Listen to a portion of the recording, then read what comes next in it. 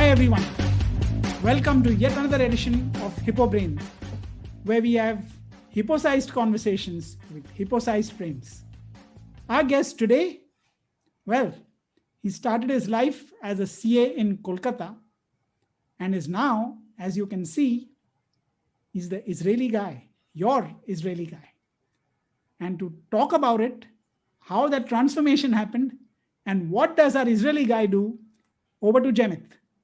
Hi. Yeah, Rajesh. Today's guest is an amazing guy.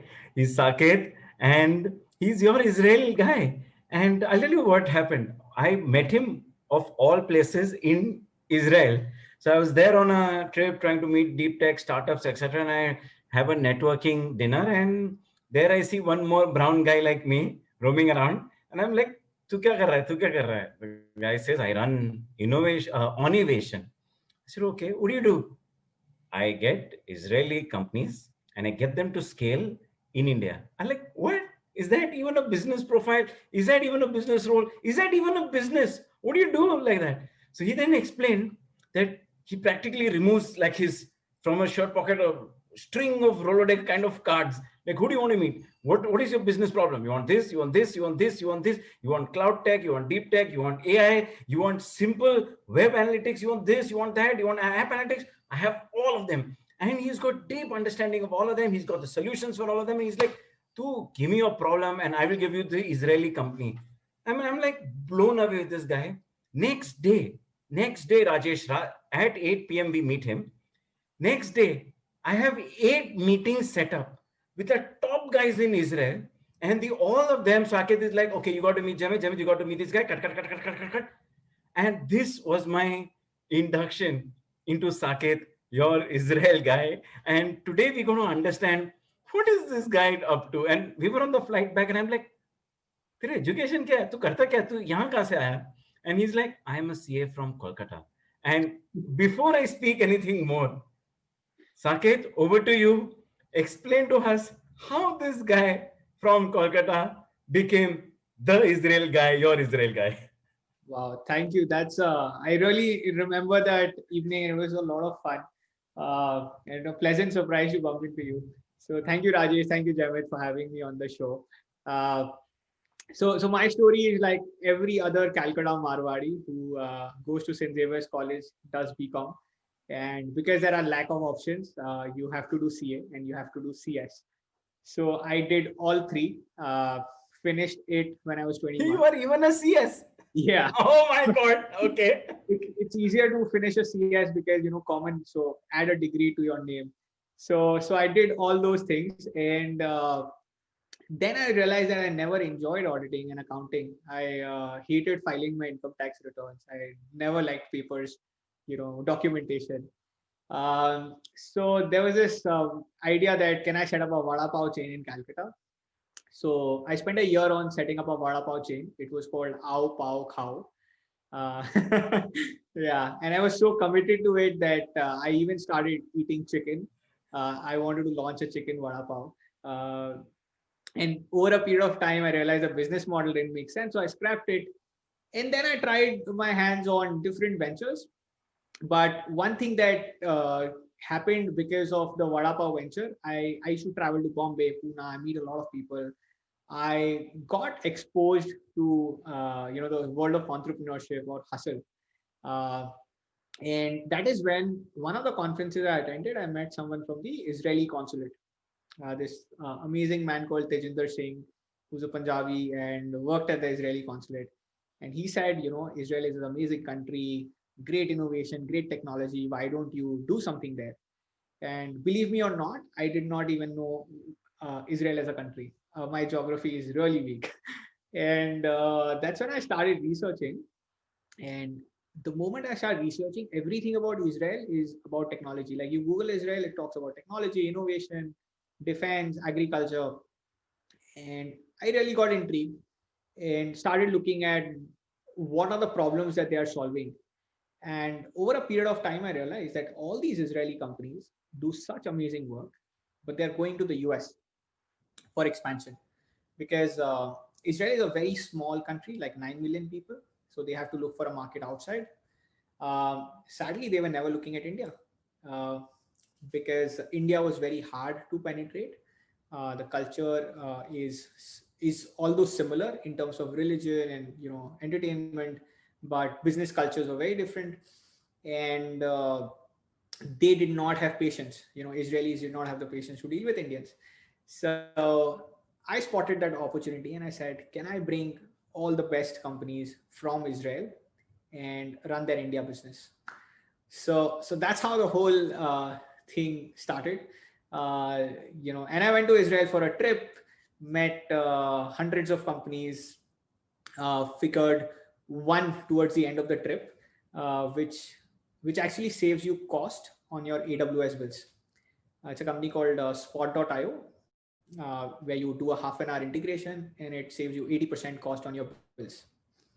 Now, that's where my CA and Marwadi Buddhi came. And I was like, this would be a no-brainer for the Indian market. I am saving you 80% and I'll charge you 20% of what I save you. It would work, like it would be a gold mine.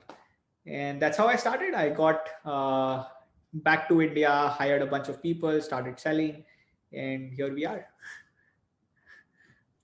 So what's fascinating, Saket, is in those early description that you've done, I think two interesting elements of entrepreneurship.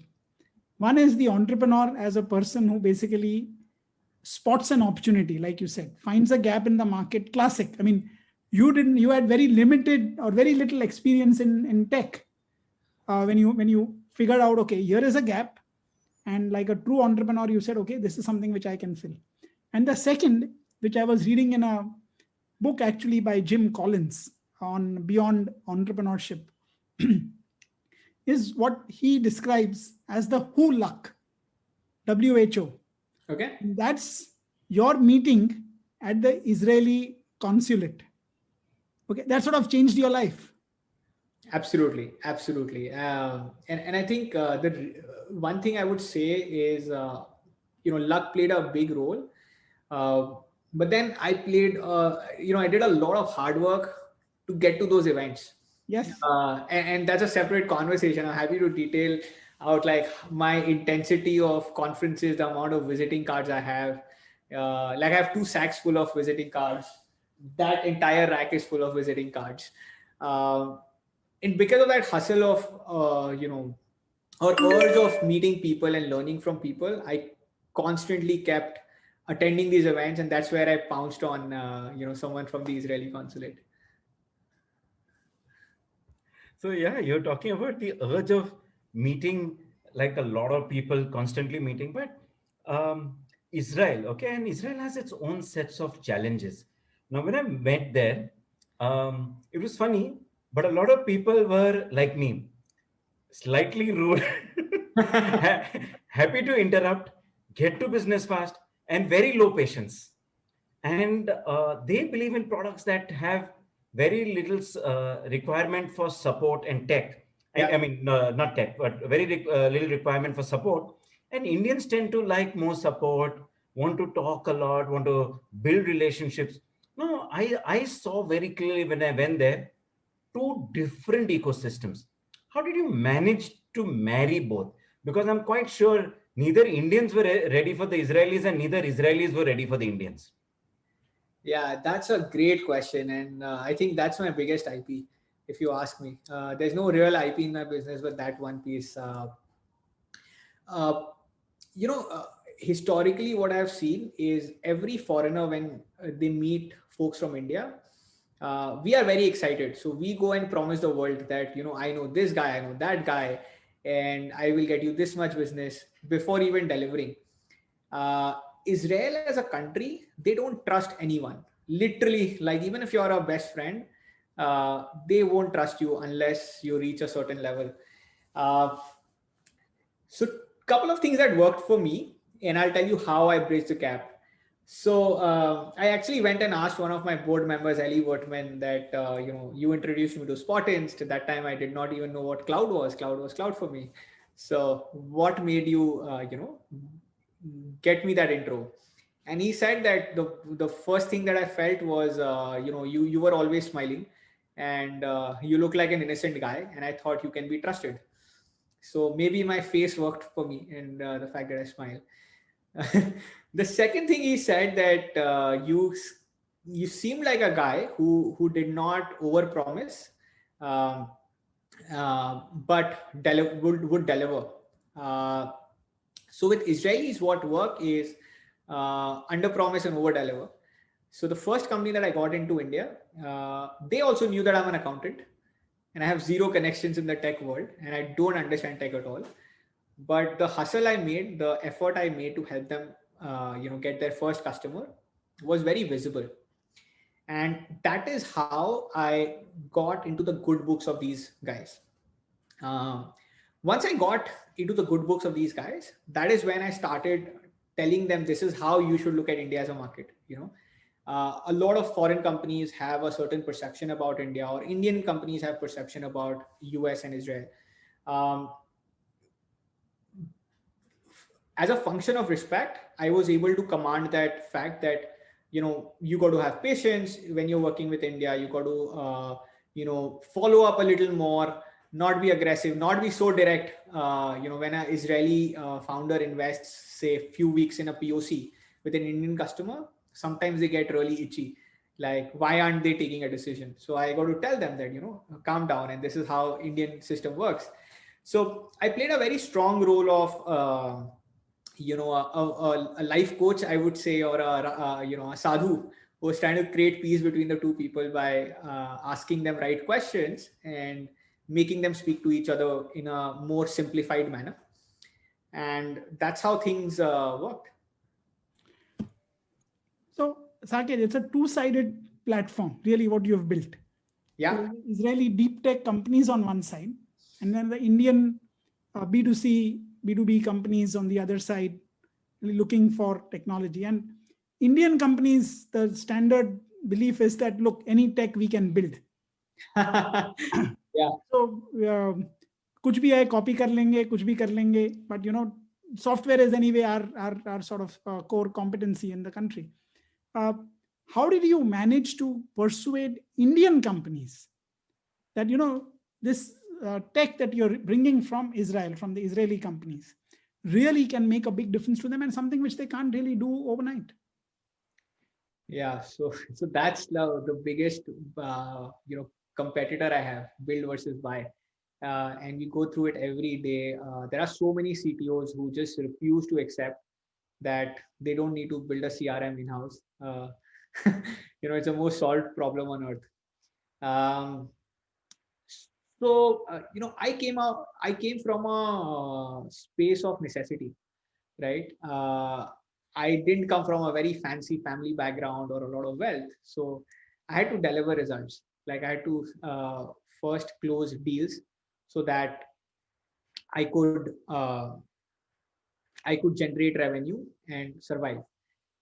So there were a few things I was looking for, and which just came naturally over a period of time. And I realized that the company that I bring into India should have 3 or 4 criteria. One, it should not be a good to have product.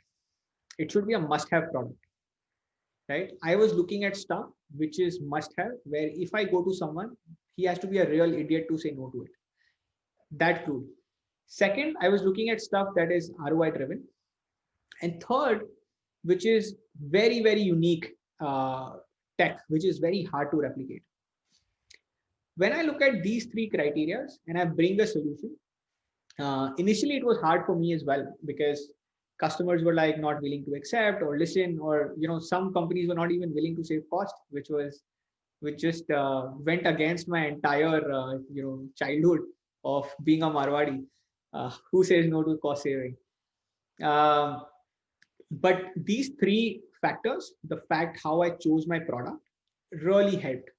The second aspect of how I sold. So I realized that the tech functions in every organization, they don't care so much about efficiency and productivity. In India, we are less about saving time on something that, if you were to book a flight ticket, you can outsource it to a travel agent for 100 rupees, but you would still want to do it yourself.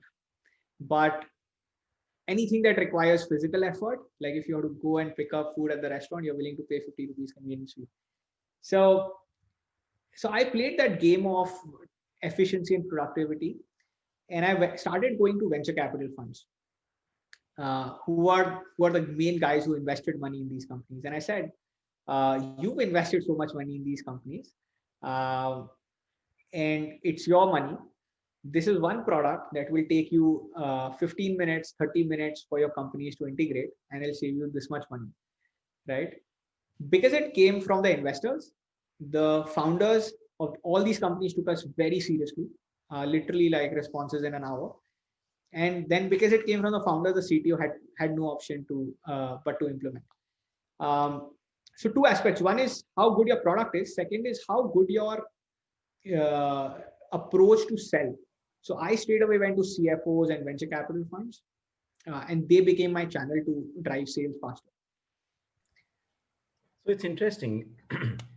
It's sometimes what you're trying to say is that a top down, or where does the buck stop?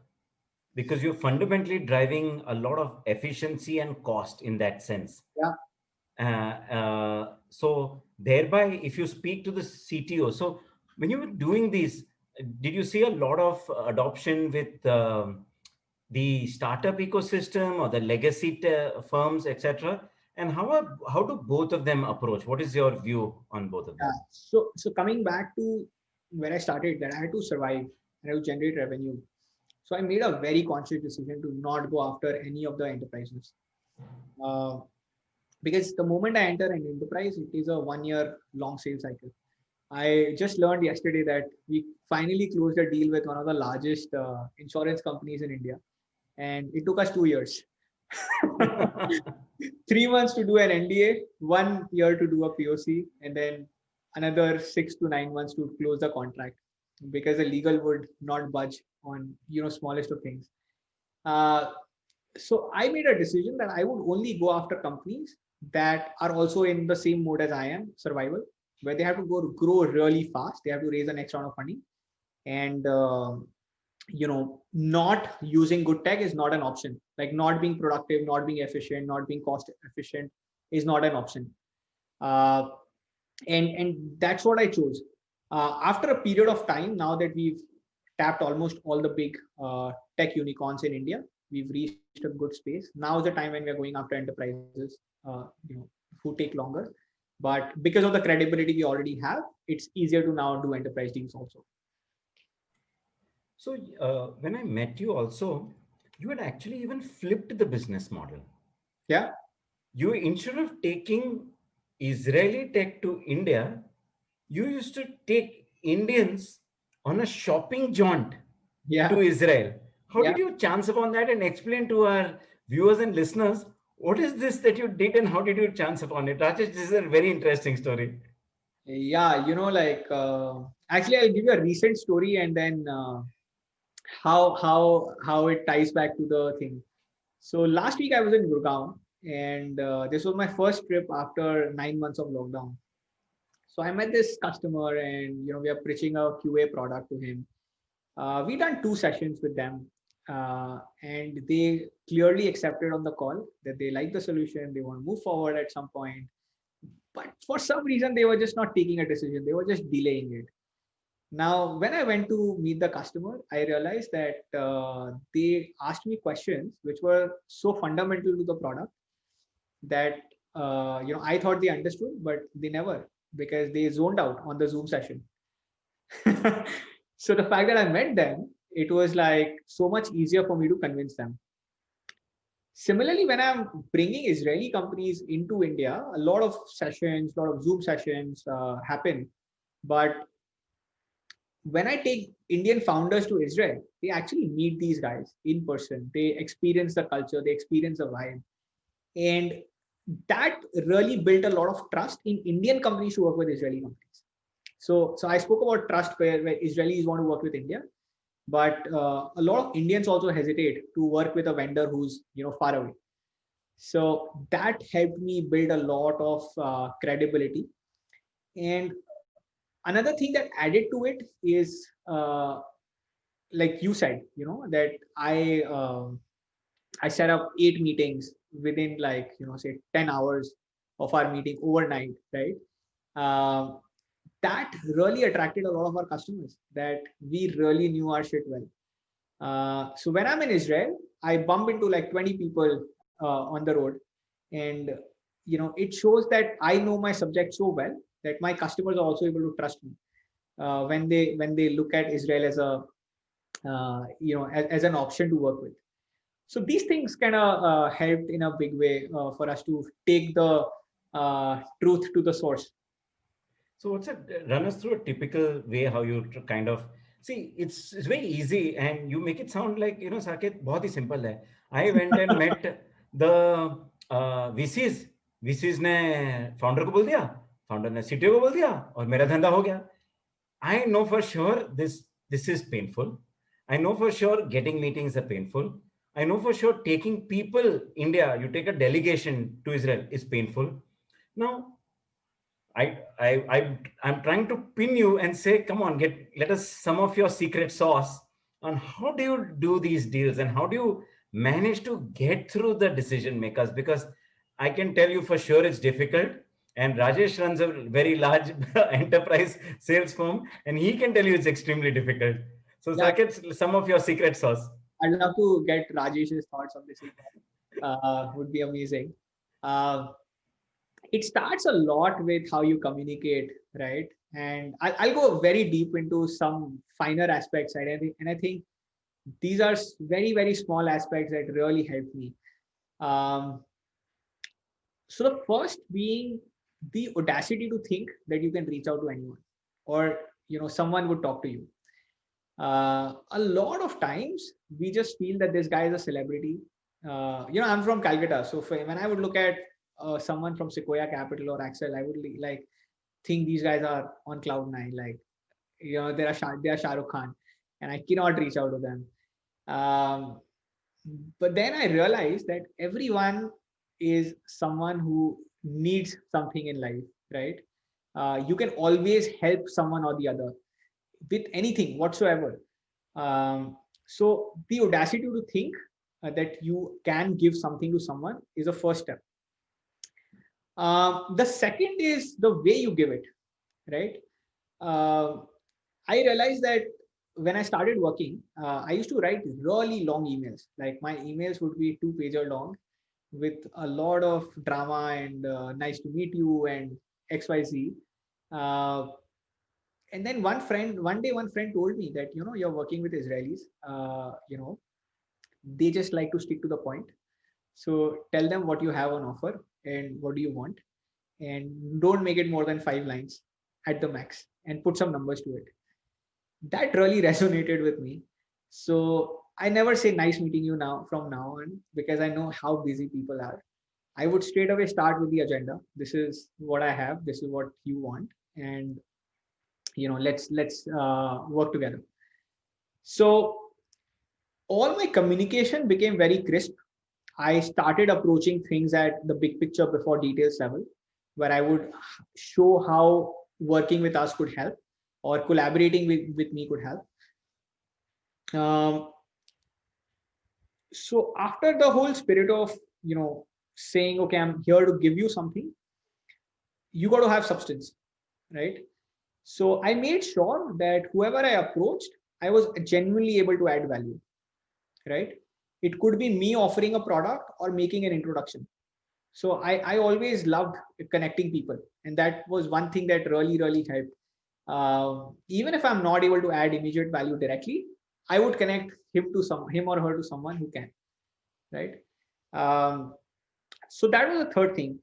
The fourth thing is on the, communication, delivery, presentation stuff. I really made an effort on every single aspect. Starting from how I write an email that gets attention and responses, to the clothes I wear. To an extent where, if I have white shirts, I would continue getting new white shirts made every 2 months, because I would not want someone to feel that I'm wearing an old pale white shirt, because there are people who are very judgmental, right?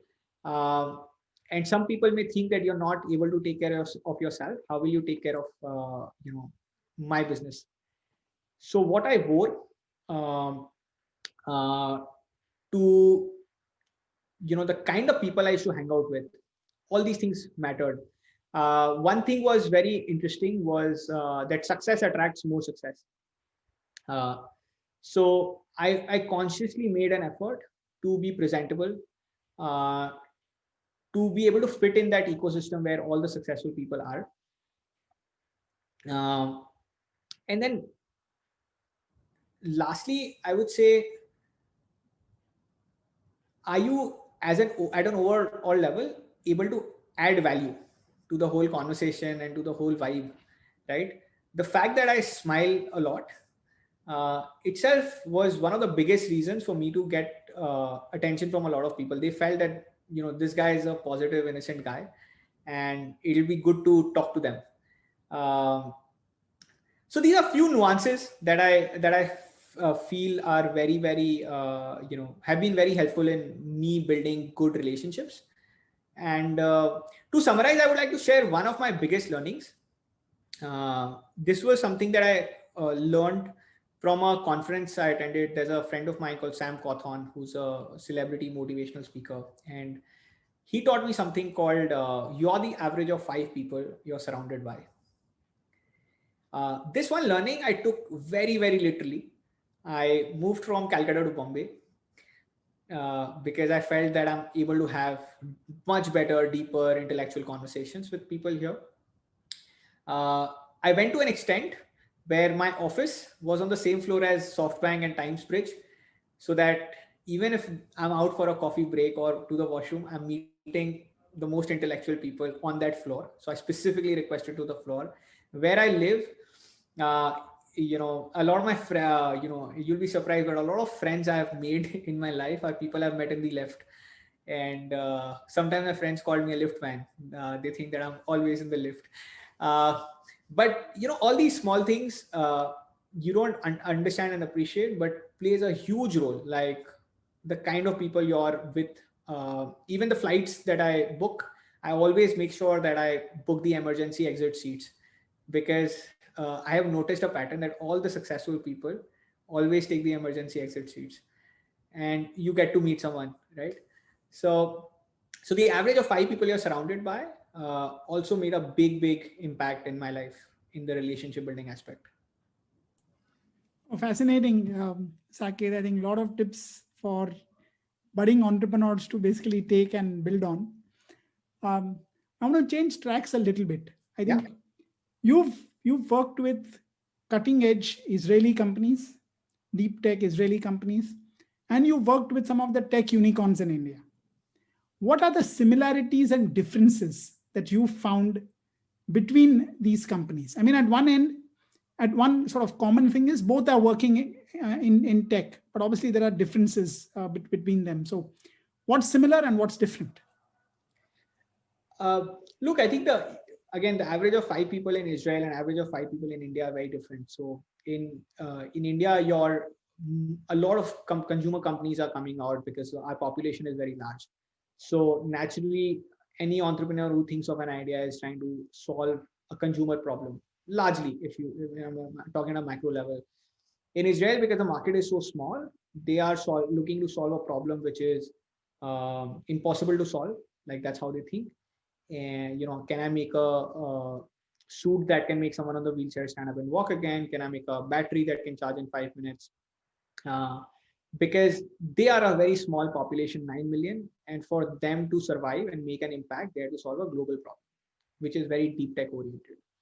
So that's one big difference that I see at a fundamental level. The second thing is, Israel comes a lot out of necessity and their history.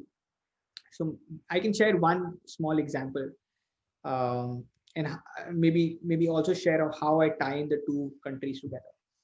So when you're in Israel as an Israeli citizen, you have to go to the army once you finish school. And that is because Israel has always been at war, and they want to make sure that everyone has necessary skill sets to fight if there is a need. So the first thing when you join the army is you start intercepting a lot of data and analyzing a lot of missile attacks. Because of that one reason, you end up building a lot of data science companies. So the best data scientists in the world actually come from Israel. The second is you have so much data, you can't be on the cloud, on the public cloud. So they end up building their own data centers, and they end up building a lot of tools to manage those data centers efficiently. Third is cybersecurity. So since you have data, you have to secure it. And they end up building a lot of security companies. A statistic is that 20% of the world's funding on cybersecurity startups goes to Israeli cybersecurity startups with a population of 9 million. And lastly, before you enter Israel, they know everything about you. They've profiled you. They want to make sure that you're safe to the country before they let you in. Profiling is exactly what you need for good advertising. So Rajesh, you're a marketer, so you understand this. So the adtech industry and the martech industry is really big in Israel because they know how to profile and target well. Now, all these capabilities are very core to Israel because it came from the spirit of solving a problem, necessity, fighting a war. Whereas India had very different problems. How do I deliver food at scale? How do I deliver content at scale? How do I provide online doctor consultation, right? We had problem that we were solving on bringing efficiency or time saving or convenience. And that was, the 2 points where I felt all these companies that provide such strong backend tech can power the Indian, consumer growth story. So that's where I saw a lot of synergy and differences turning into synergies. Yeah. So, Saket, just pushing this now further. Earlier, you would go to Israel and get these guys to come to you. Yeah. I think recently you were named 40 under 40, and you're now pretty popular in Israel. And I do believe that a lot of startups now know that if you have to go to Saket to get to become your India guy in Israel, and now you've already also started funding and you started investing in them. So how is this story, and how do you think the wheels seem to have turned? Yeah. So Jemit, Spot was the first company we got into India, and today we have 15 companies across, 15 companies solving problems across cloud, data science, cybersecurity, and marketing. And it turned out that all these companies never took us seriously in the beginning, and today some of these companies do 10 to 20% of their global revenue through us. Okay. Of their global revenue, and all these companies have raised upwards of $30-50 million in funding. One of them even got acquired for less than $500 million recently, and that gave me an insight that the fact that I'm investing so much time in driving their sales, which actually in turn drives their revenue or their valuations, why not invest in them? So we recently started investing. I already ended up investing in like more than 15 companies and a couple of venture capital funds. So the thesis is that if you're a SaaS company, the biggest value one could add to your life is by generating revenue. We have a huge customer base. We have a sales team. We know how to sell. We know how to write emails. And that helps all the SaaS companies choose us as a preferred investor. So that's the investing journey where we are saying, okay, we don't want to be just your sales partners, but also an investor. And the larger vision is, can we become like the world's largest SaaS venture capital fund, where if you are a good SaaS company, sales is what you need, and we will give it to you on a platter. And then you go to a bigger VC to raise larger funds. So, yeah. So Saket, if I go further on that, I think you've seen a lot of companies. Of course, there are 15 companies you're from Israel that you're partnered with, but you probably must have seen hundreds of companies there. Yeah. What are some of the key characteristics? And you spoke a few earlier, but what is it that really has given Israel such a big advantage? A small country, but a huge advantage. I mean, is it the education system? Is it that because the local market is so small, you got to think global from day one? Or the availability of government support because of military reasons also? Military, of course, plays a big role in there. So what's really helped nurture the Israeli system? And that's one part of the question. And second is, are there learnings of what we can actually do better in India? Oh, absolutely. There's so many. But let me tell you a couple of things. One is the Jewish community is very patriotic. Like, and this could be a little controversial statement, but you may have heard that Israel is the party capital of the world. Like the party scene in Israel is crazy. But it's I don't think it's the truth. Places like Hong Kong, even India, right, Mumbai or Delhi, we have some insane parties here. Israelis are so patriotic; they always say great things or the best things about their country, and they really hype it up.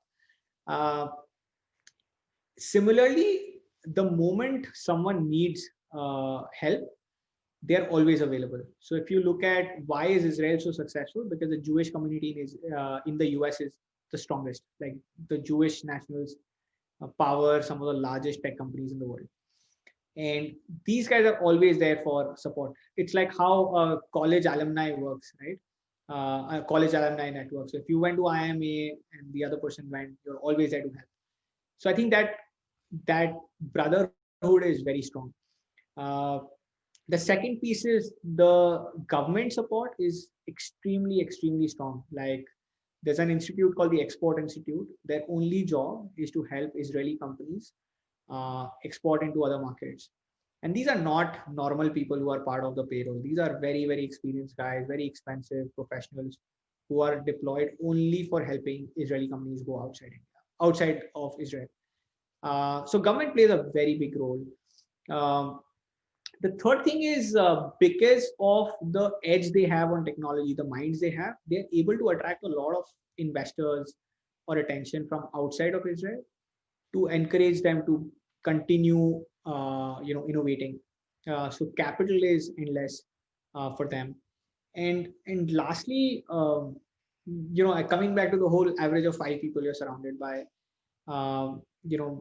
your father could be, a PhD in data science. He could be someone who's built and sold 5 companies in the past. So everyone's always looking at this as an environment. Like a coffee shop in Israel is like a funding ground, right? You could have a startup raising a 200 million check on the next table. So that's how people are. Coming back to India, what could India do? I think, the biggest help I would say is, the enterprises, right, which power our economy. I still feel that they do not value startups the way they position. There are a lot of promise that we want to engage with startups, but they don't want to pay for POCs. They don't want to, they block them into long sales cycles, legal contracts.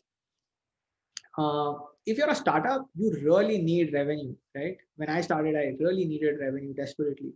And if I am not able to crack the biggest bank in India, and even if I crack the biggest bank in India, and they're not willing to pay me a POC cost, that really demotivates someone. And that's why the Indian enterprise is not able to transform very fast.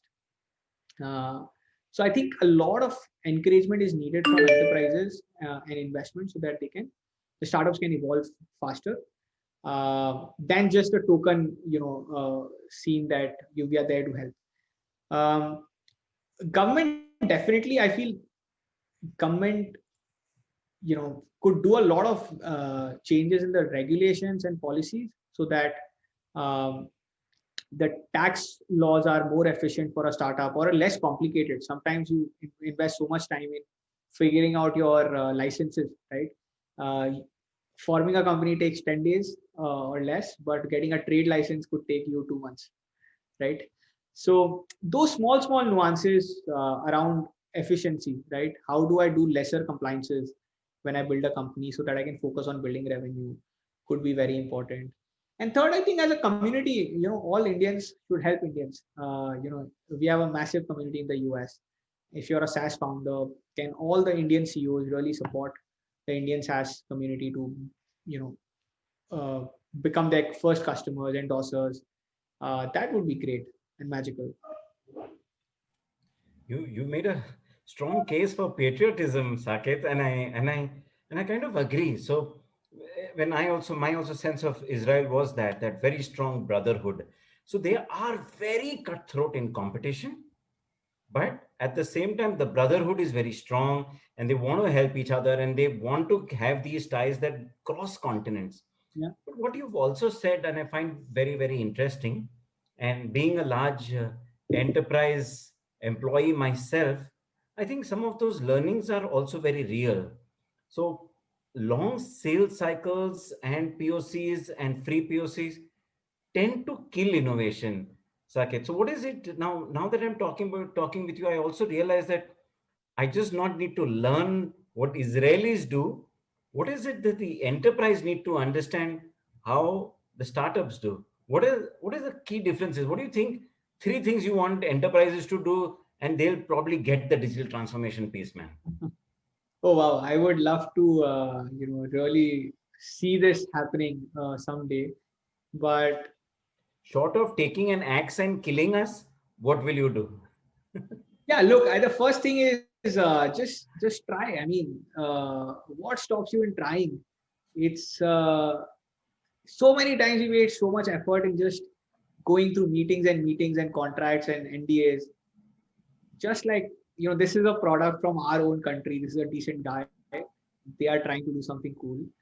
Just do a short POC, validate the product. If it works, great. If it doesn't work, give feedback. Uh, so the whole idea of executing itself would be a great one. The second piece is not to be so miser. I'm using a very strong word, but every time I've gone to every enterprise, the largest of banks, they're like, we are an Indian bank, we don't like to pay in dollars, right?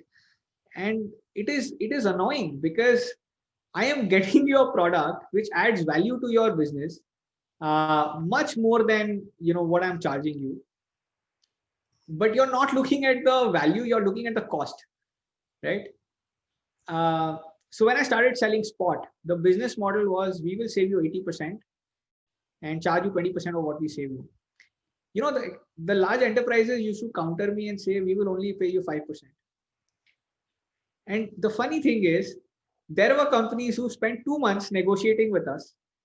They lost 80% for that 15% discount they wanted. So the thesis of looking at growth versus optimizing cost, it's a mindset issue. Third, I would say productivity is very underrated in India. I will tell you how I look at productivity in a very serious way, and enterprises should look at it. Jayant, you're from an enterprise. So I was attending a session by Kunal Shah, the founder of Cred and FreeCharge, and one thing he said was that you should look at your hourly salary. So let's say you make 60 lakh rupees a year. You break it down to 12 months, so 5 lakh rupees a month. 20 days of work, so 2.5 lakh rupees a day is your salary, and 10 hours is what you do. So basically 25,000 rupees is your monthly is your hourly salary, right? If you're doing anything which is not worth 25,000 rupees, you're basically losing money, right? A lot of enterprises, and this would tie into your question of build versus buy, Rajesh. A lot of people, a lot of companies, they employ very, very senior people, to solve the problems which are worth 5,000 rupees, but they deploy a guy for 25,000 because they think throwing people at a problem is better. So I feel that mindset issue of productivity is completely missing. You just want to delay a problem because it sounds expensive, or it's in dollars, or if it's a startup. Um, so that's got to fundamentally change, right? How do I take decisions that are ROI driven, that gives me an upside or a revenue, and maybe not necessarily ROI driven, immediately, but also adds value, to my experience of working, to ROI from a productivity perspective, and then just take a decision and move on. Sorry, this was an emotional answer, but great inputs, Saket, and hopefully I think not just Jemit, but I think every person in an enterprise will take what you've said seriously. I think it's a excellent set of points. I think the time that many organizations just waste when the ROI is pretty much obvious, the productivity element. You're right, we don't tend to value the time that we are spending, the delays that are happening in all of this. Very good inputs. Rajesh, just before you go on, I tell you, what is happening. It is 2:1. Who are selling to enterprise, and I am one on enterprise, and I am going to get hammered by both of you, because people like me sit and we are amazing value, customer revenue, everything increase, but it will get stuck. Why? Because of 2-3 things. One, legal contract, I have to own the data in case something like this may happen, and in this case, and in this variation, this is where I have to keep my ass clear. Second, मेरे को 2 पैसा कम चाहिए. Why? Because I entered the table. There is no logic. Nobody has ever seen a SaaS contract like this before. There is no product like this before. But why? Because I came in. Why are you asking for 20%? I want to give you 5. Why? Because you thought of 20% from the top of your head. So I'm going to think 5% from the top of my head. So I think today, I'm going to get hammered by both of you. But go on, Rajesh. Sorry, I stopped you. We will take that offline, Jemit. Maybe when we meet in person. I'll also take it offline, Jemit. But I want to go back to the point you made, Saket, earlier about setting up a SaaS fund, for example. Now, when you've seen SaaS companies on both sides, and if you were an investor, okay, and you are investing, in fact, you are an investor, what do you look for in a SaaS company? I mean, SaaS is one space where there's amazing opportunity in India. A lot of SaaS companies coming up, but not many companies actually make the scale, make some sort of scale in India. So 2 parts to it. What are the things that a SaaS company needs to do in its early years? Mm-hmm.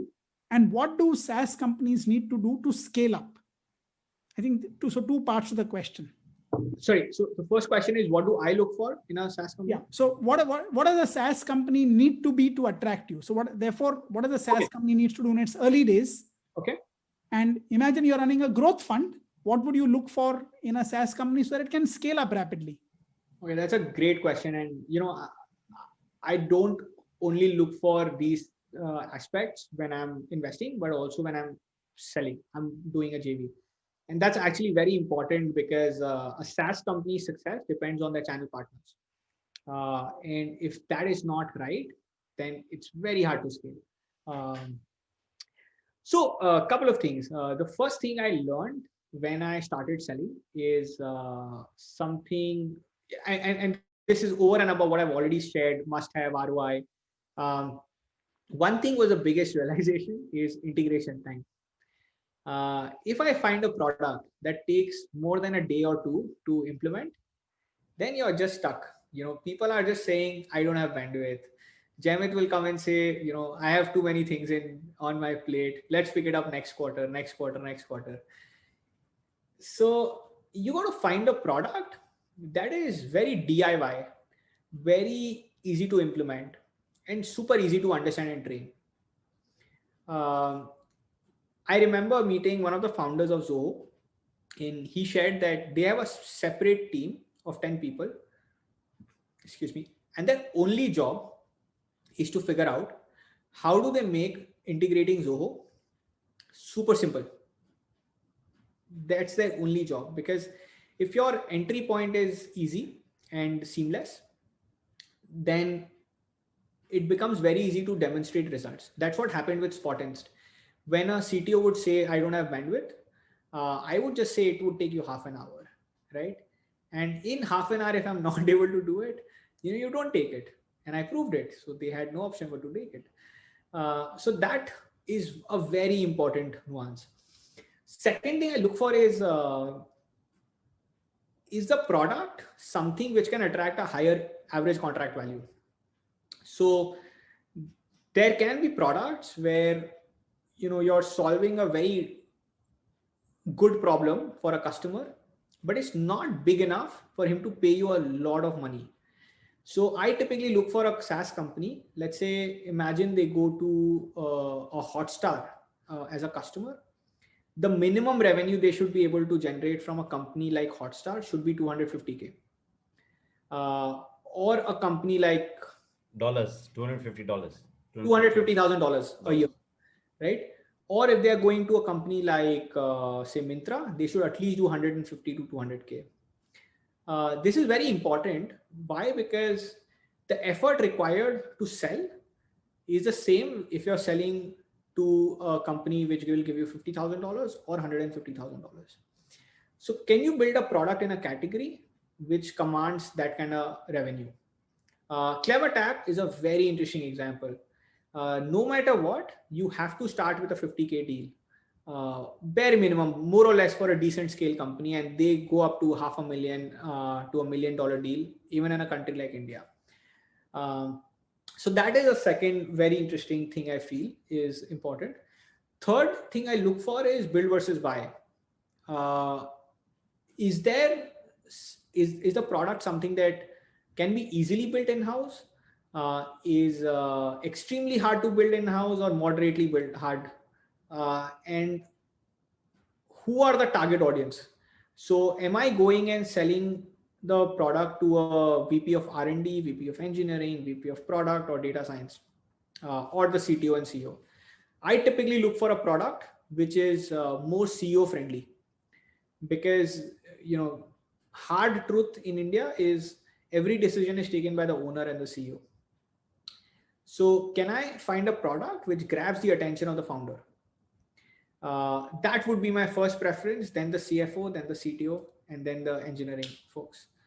So these are few things that I would look at from an evaluation perspective. As they scale, the first thing I would look for is, if I talk about investments, if I'm investing in a company, I would never invest in a founder who's based in India of a SaaS company, because I feel the biggest market for SaaS is in US. And this is a mistake a lot of founders do. They feel very comfortable sitting in India thinking it's low cost. But unless you're there in the US, which is where the main action is, you can't really scale. And hence a lot of SaaS companies who've raised money from Indian VCs, they're not able to scale because the founders are comfortable sitting in India. The second thing I would advise or I would look for is, do they have a very scalable, standardized business model or sales model to expand, right? Are they more partner friendly? Are they more direct? So in order to scale really fast, you got to have a very strong partner-led model, a very strong incentive program for partners to actually push your product. And I would encourage them to hire more partner managers than sales guys, right? Can someone be a guy who can multiply your sales team by collaborating with people who are already strong in those areas? So these are two things I would say very important from a growth point of view. That's a Saket, you're wise. You're way wise beyond your years. I must grant you that. And you've been giving very clear, articulated points on a lot of the questions that we've been asking you. And I've been writing notes, and it's not often that I think probably you're one of our youngest hippo brains. And I've already finished 3 pages of notes, and each of them are broken out into points, 3 points, 3 points, 3 points. And I really, I mean, from the first day I met you until even today, I must credit you a lot on your clarity of thought.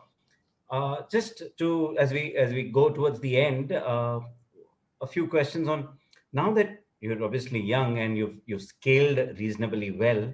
What are the key challenges you see for Saket, your firm, on Ovation, and for Mhm. you personally, in trying to achieve what you have to achieve? Is Israel a limiting factor? Is it outside? Is it India? So currently your business model is make in Israel, sell in India. Is that going to change? What are the challenges that you see? Because writing emails is a core competency and a sustainable advantage, but replicating the ability to write emails, I am not so sure. So, Yeah, Saket? so that's a great question, and something that I always constantly think. So far, all these things like, why would the Israeli companies not work directly? I get a lot of these Yeah, questions. that's our big one. One can bypass you. It's not, there's no barrier to entry, hard to, easy to replicate all that. It has never bothered me, because I feel my smile still works. The innocence and under promise over delivery is the strongest there. But one thing that is that I've started recently thinking a lot about and acting on it is the culture and learning and development for my team. uh, Couple of things from that is, I I had this, during the lockdown. Before lockdown, I was doing everything under the sun. And Jamit, you've known me, so uh, one learning that really helped me is that either I can strengthen my strength or strengthen my weakness.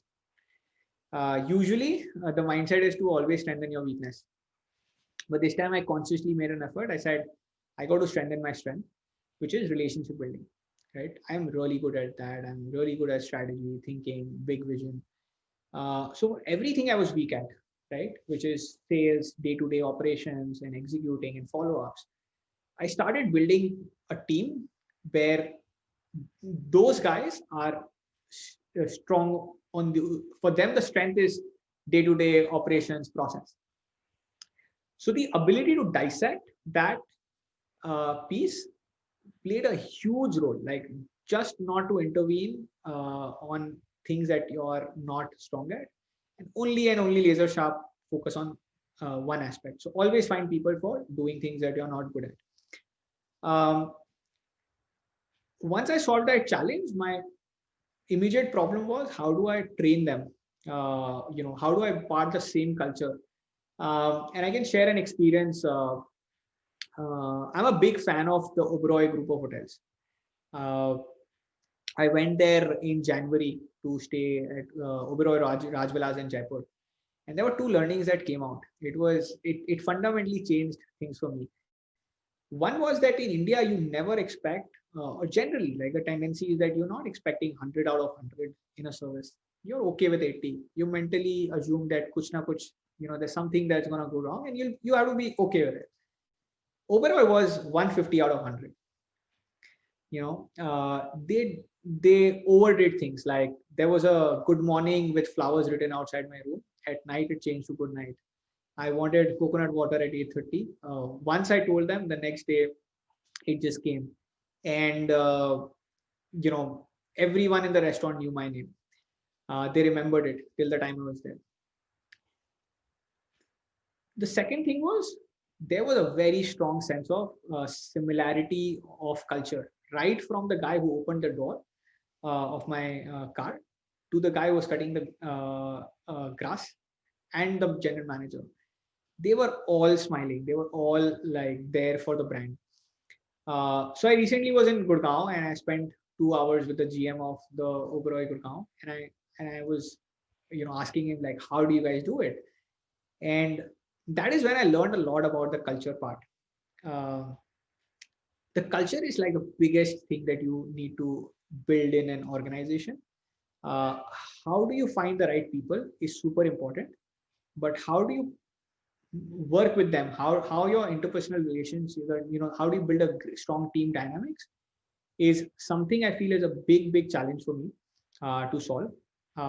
And the team I have if I need to scale 10x, this is the team that would help me do it. So there's a constant effort of meeting great people. So I make it an effort to meet people who have built large organizations and find a way to imbibe those learnings into the culture part of our organization. Great input, Saket. And maybe there is some value we have for people like Jemith in the world who have built large teams, who have taken the element of culture forward. There's something to learn from him after all. But it's been a fantastic conversation with you. I think so many takeaways at so many different levels. I think your attention to detail, your ability to, I think, just observe closely.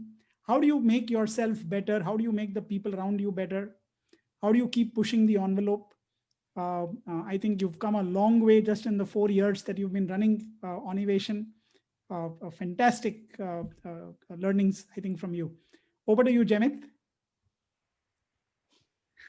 Yes. I sometimes you tend to forget when you're working with Saket is how young he is and how short has been this journey, and the wealth of experience and the wealth of understanding that he's able to put, and the serious scale. So I've seen Saket work with and talk to a lot of startup founders, and there is serious respect for Saket. So it's not just a question of somebody being the middleman and okay, tere ko kya chahiye, isko connect kiya, and just trying to get it. There is genuine value. So I think when I was making these notes, it's Saket's ability to understand value, define it, deliver it, and at the end, just underline and say, style se. So if this is my reading of Saket, and I've seen him embody it in every conversation that he has, and it probably comes across because every kind of question we kind of threw at him is very calm, very collected, and 1, 2, 3, 4, 1, 2, 3. And this is where I think I learned a lot. And what he says is right. You're the average of 5 people. And we have so many episodes of HippoBrain now on, and you just have to listen to 5 of them. And Saket is trying to tell you that you will be far better off. And I think that is the truth. Thank you, Saket. You've been an absolutely lovely HippoBrain. I think there are a crazy amount of learnings for us to imbibe. And you're the quintessential sales guy. And I think we have a lot to look up to. And we'll probably call you just to take sales trainings for Rajesh's office. And you'll probably come for my office and say, this is how you buy. So you're going to teach us how to sell and how to buy. Wow. Right, Saket? It would be a lot of fun for sure. No, thank you, Rajesh and Jemith. It was really, both of you are such inspirations, and for me to be part of this conversation, it's been my life goal. And I want to thank you for this. I've always been attending these conferences and talks. One of my goals in life was, how do I get so much of clarity of thought? In fact, Jemith, I was mentioning this to you yesterday. There are certain people, when they talk, it seems like they've remembered the answers or they practiced it 500 times. I'm glad that I was able to give that clarity of thought. That's a great feat. Thank you again. Thanks a lot. Thank you guys for listening to us. You choose your 5 conversations of HippoBrain and you'll be far smarter. Choose all the conversations and you'll be extremely smart, is what we always promise. Thank you for listening to us. And we always have 2-3 episodes that we think you could listen to and you could recommend and spread the word. You must subscribe. You get it wherever you get your podcasts, as well as on YouTube. Thanks a lot for being with us. Thank you, Saket. Thank you all, and have a great day.